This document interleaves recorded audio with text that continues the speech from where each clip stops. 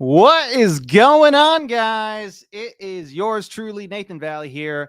And today, guys, we are talking about batch and we're talking about what to say when talking to a seller, right? So batch is one of my favorite tools. We love to use that, especially when it comes to finding off-market deals, right? So I love using batch when it comes to either pulling a list and we're looking to go direct to seller and we're looking to either call them, text them, send them mail, go knock on the door, whatever the case may be, right? You can do any one of those things, right? And there's a lot of different ways you can get creative with it, but we're looking to get them to raise their hand and just respond or pick up the phone.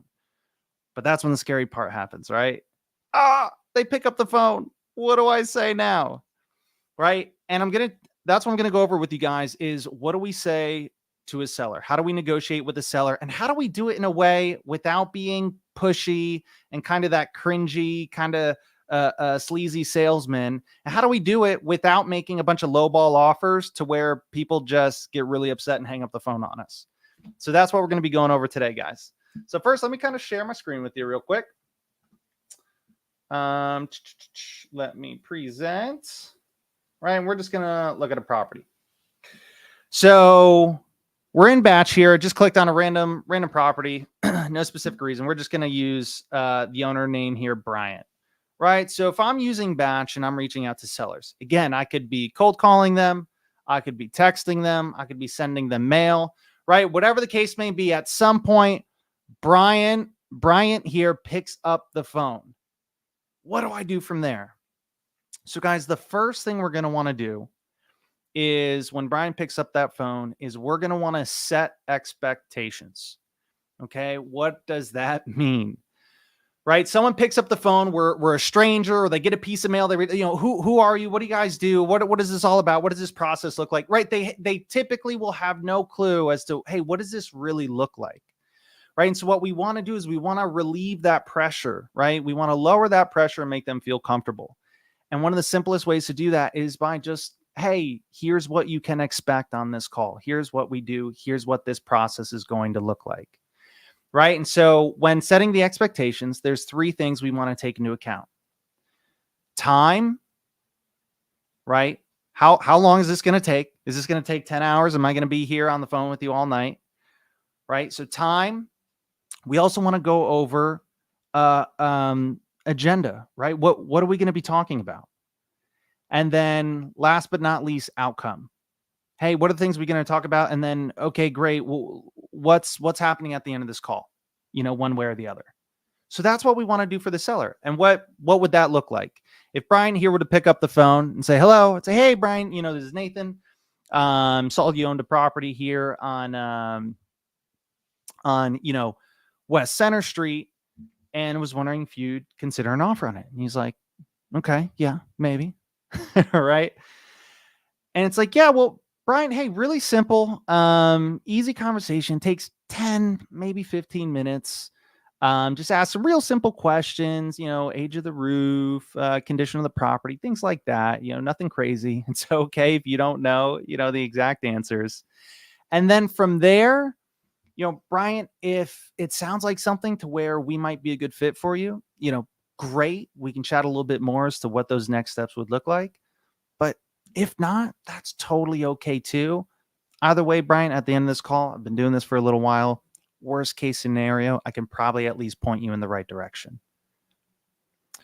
Boom. So that's how we set the expectations, right? Really low pressure. I'm not saying, hey, what's the lowest you'll take for the property?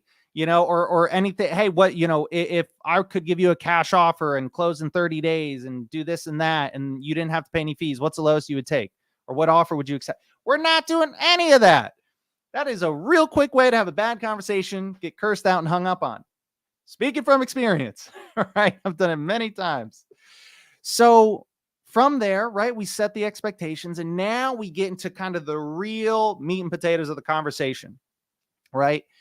And so when we're talking to a lead, right, when they pick up the phone or when they call us from that piece of direct mail, we're looking for the 4 pillars of qualification, right? We're looking for timeline, condition, right? Timeline as in how soon are they looking to sell, right? If they're not looking to sell until 5 years from now, okay, well, we can get off the phone pretty quick, right? Condition, I want to know a bit more about the condition of the property, right? Because typically I'm looking for a qualified lead. And for me, qualified leads, there needs to be something that I can add value to in the property. All right. Even if there's creative finance and all these things, there are ways you can add value to the situation. But in my personal experience, I've found 9 times out of 10, I, I'm only working with sellers to where there's some type of value I can also add to the house, to the actual property itself, whether it's updating it, whether, and it could be, converting it into something. There's a lot of different ways you can do that. But is there an opportunity for us to add value to this property? All right. So timeline, condition, right? Can we add value to it? Motivation, right? Do they have a reason for selling, right? Are they actually motivated? Is there some type of distress here with the seller? And then lastly, and the least important one, which might come as a surprise, is price. I actually don't even really consider that to be one of the pillars. I throw it up there, but because we do want to have a general idea. But price, the reason why I say it's the least important is because it's the one that can change the most drastic. Guys, I can't tell you how many times I've talked to a seller and they'll start at one price.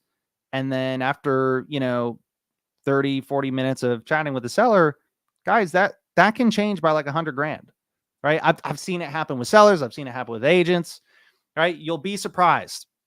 So those are the 4 core things we're looking to get out of the conversation, right? To qualify this lead. Are they looking to sell in the timeline that we're looking to sell it, right? Are they looking to sell fast? Are they looking to sell now? Condition, is there value we can add to this property, right? Is there updates? Is there something we can do to it? Motivation, is there some form of distress? Is there some way we can add value to that seller and their situation? And then price, right? Are we able to get it in a price that that's able to work for us? But again, that's the least important one in the beginning. Now, we have 4 pieces that we're looking to get to qualify lead. But in this kind of middle part of the conversation, there's also 4 separate things that I'm looking to do to disqualify the lead. And normally we're able to get kind of all 8 at the same time. And so, right, we set the expectations. One of the things is I might ask early in the conversation is, hey, did you have an idea, Brian, right? Mr. Seller here. Hey, did you have an idea, Brian, if you were to sell the home, did you have an idea as to what kind of price you'd like to get for it?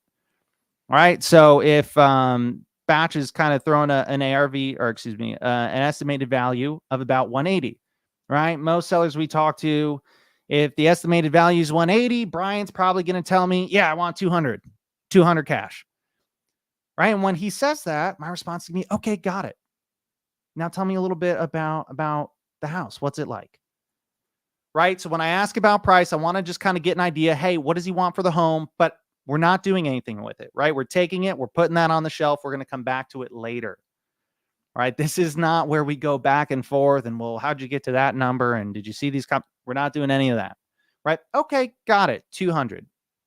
Hey, now tell me a little bit about it. Do you know how the roof is? Right. And then we're going to ask about condition. As we're asking about condition, we're going to sprinkle in the 4 disqualifying questions. Those 4 disqualifying questions are, I'm going to ask, hey, Brian, tell me how old's the roof? He's like, oh, it's about, 10 years. It's in good shape. Nothing wrong. Okay, got it. Hey, let me ask you, Brian, have you considered maybe just listing the house with an agent and sort of going that route? Well, I don't want to do that because of X, Y, and Z. Oh, okay, got it. Well, why is that? Right? Oh, well, we had listed it with an agent once before and it didn't go well and blah blah blah. Or we don't want to pay agent fees, blah blah blah. Okay, got it. So now tell me a little bit. So inside the house, what's the kitchen like? What's the bathroom? Oh, it needs this, it needs that. Okay, got it. Hey, let me ask you, Brian, have you considered maybe just kind of doing the updates and fixing it up yourself and then, selling the property? Well, no, we don't really want to do that. Oh, okay, got it. Well, Brian, I guess what's holding you back from just kind of doing that and moving forward with that option? Right? Okay. Right? He gives the answer. We move on. Okay, got it, Brian. Great. Now tell me a little bit. What's the yard like? What's it? How's the electrical? How's the plumbing? Right. He answers some more questions. Okay, great. Hey, have you guys considered renting it out and go right? And normally when you bring up renting, most people they'll cut you off before you even finish the question. They're, oh my gosh, we do not want to rent it out. We don't want to deal with tenants and all those headaches. Or we tried renting out years before and it was a nightmare. And most people are not interested in renting. Right. I said, okay, got it. No, that definitely makes sense, but figured I'd ask. And then the fourth disqualifying question.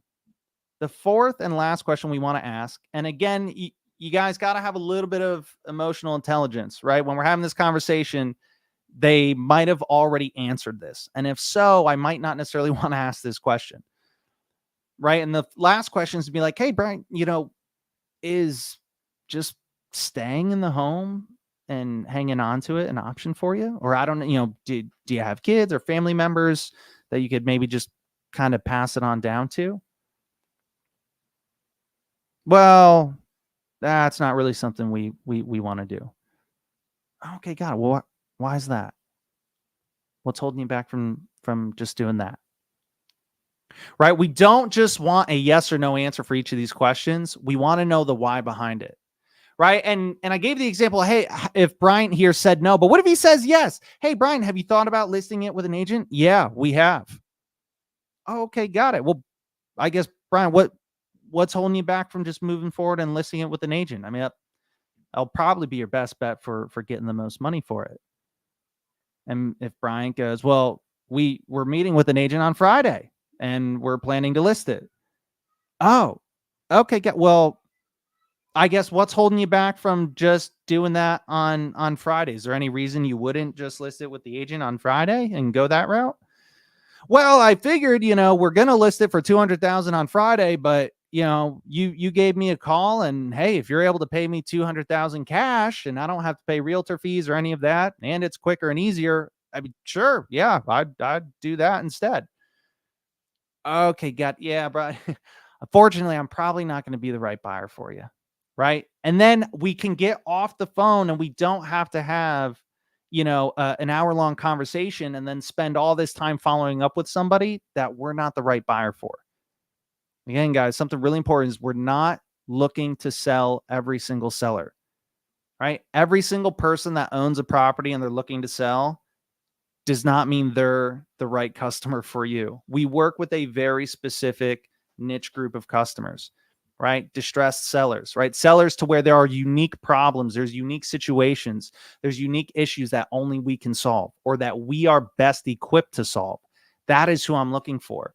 So I might ask a couple more questions for Brian's situation, right? If he's going to list it, just to make sure that, okay, 100%, it sounds like listing it with an agent would be his best route. And guys, here's the thing.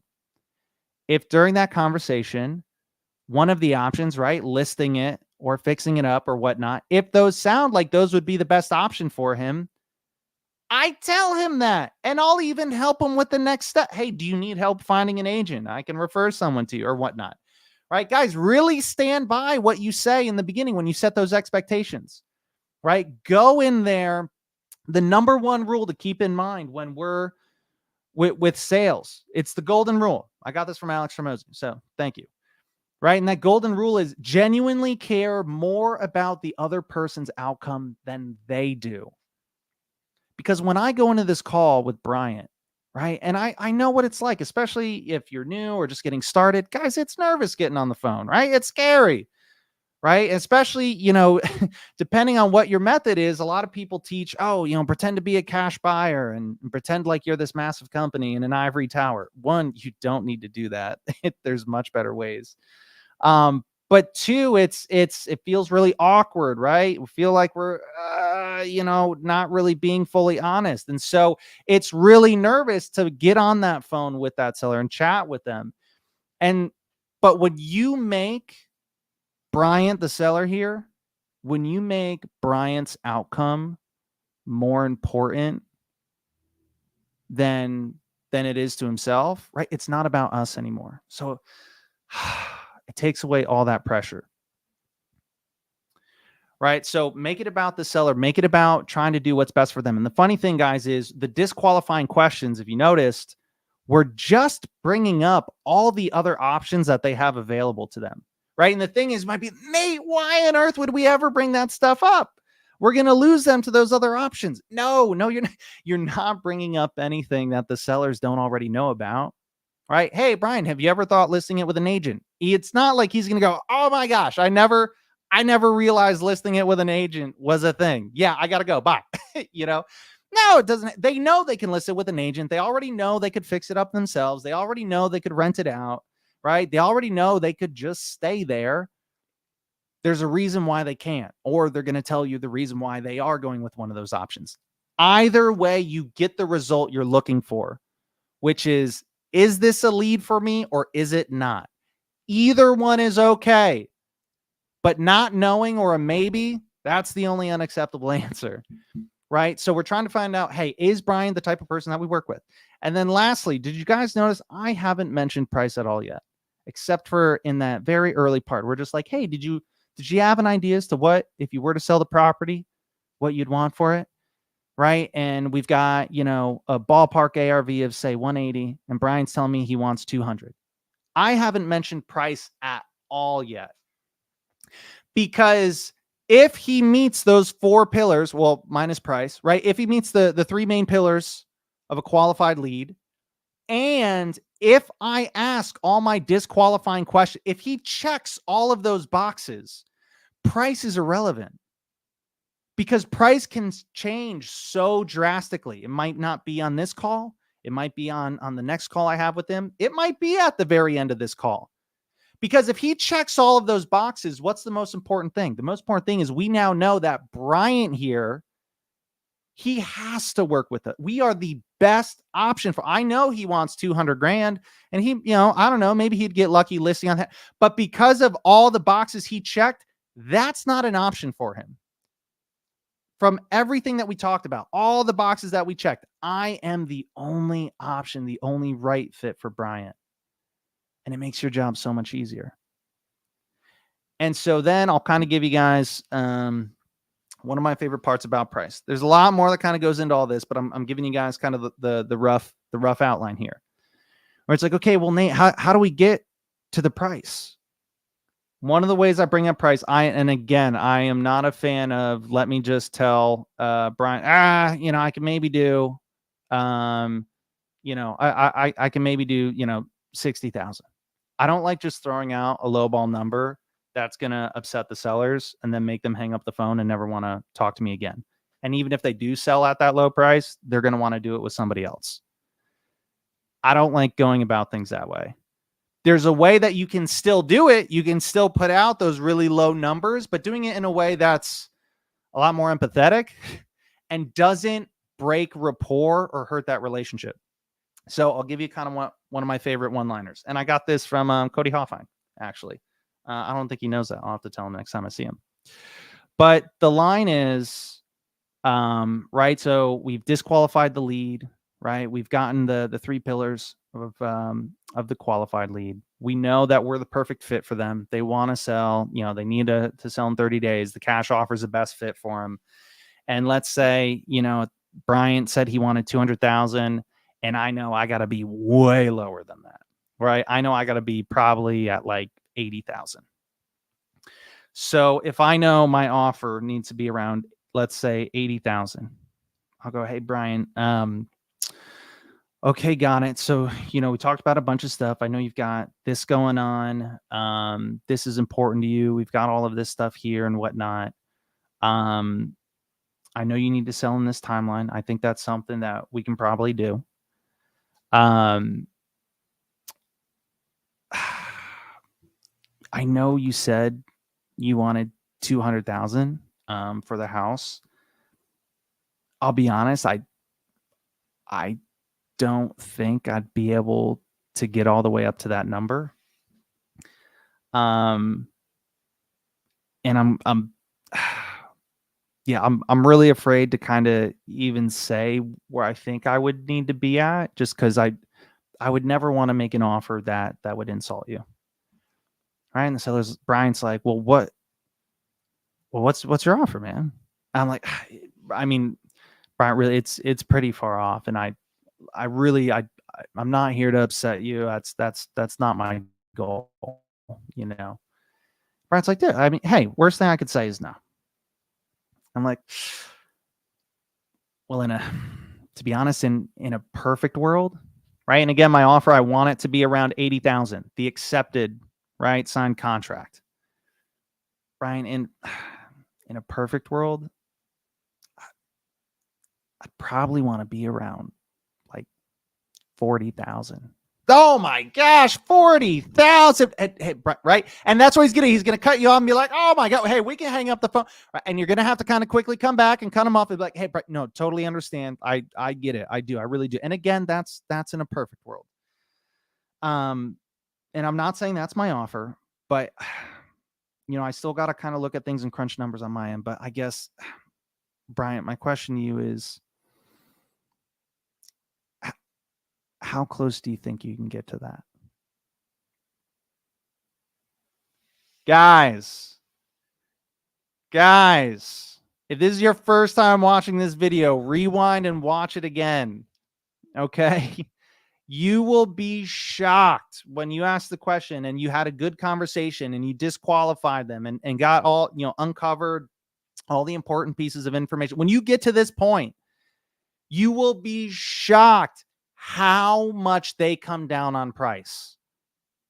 You will be absolutely shocked. You will have sellers that were firm, hey, I won't accept a penny less than 200, and they'll drop 30K, 50K, 100K. Guys, it happens all the time. All the time.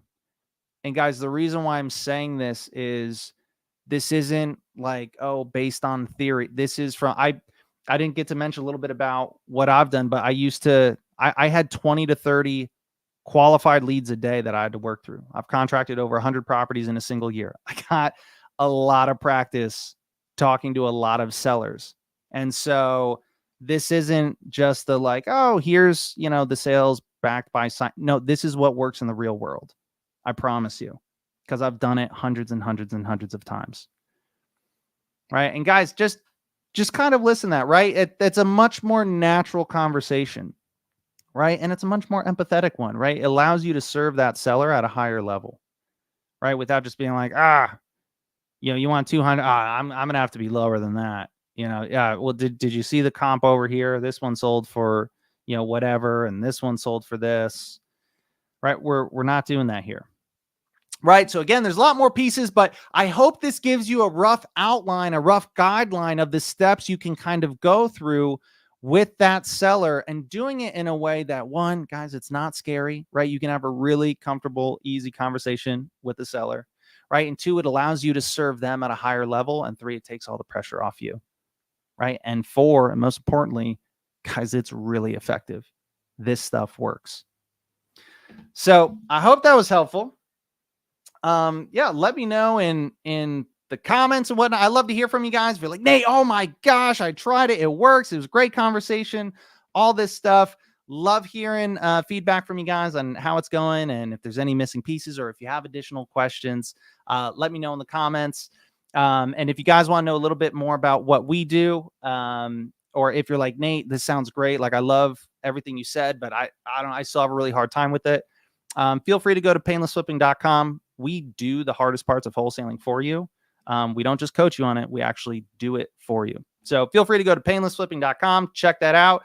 And guys, the only way it's possible is you first got to get the seller on the phone, right? And the best tool to use that is Batch.